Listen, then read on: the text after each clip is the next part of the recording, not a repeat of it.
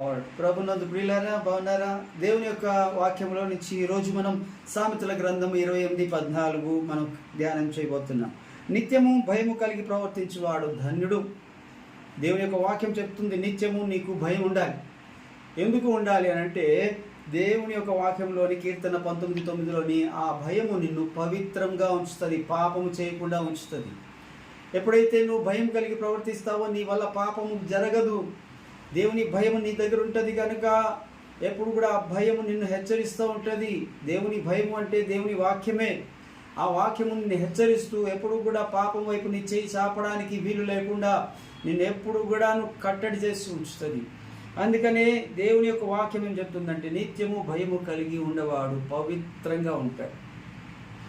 అలాగనే అంతేకాదు, భయము కలిగి ఉండేవాడంట మరి పరిమళంగా ఉంటాడంట, పవిత్రంగానే కాదు. నీ గురించి లోకమంతా చెప్పుకుంటారంట. యోసేపు కోసం లోకమంతా చెప్పుకుంటారు, దానియేలు కోసం లోకమంతా చెప్పుకుంటారు, దావీదు కోసం లోకమంతా చెప్పుకుంటారు. ఎందుకో తెలుసా? వాళ్ళందరూ దేవునికి భయపడిన భక్తులు. ఈ రోజున దేవుడు నిన్ను కూడా ఆ భక్తుల పక్కన మిక్కిలి భయము కలిగి దేవుని ఎదుట ప్రవర్తించేవాడు నీ కోసం కూడా చెప్పుకోవాలి. అలా చెప్పుకునే స్థితిలో నువ్వు ఉండాలని కోరుకుంటున్నాను. దేవునికి భయపడు, పాపానికి దూరంగా ఉండు. దేవుడు నిన్ను దగ్గరగా తీసుకుంటాడు. ఈ వాక్యము నీ జీవితంలో దేవుడు నిండాలుగా ఆశీర్వదించును గాక. Praise the lord.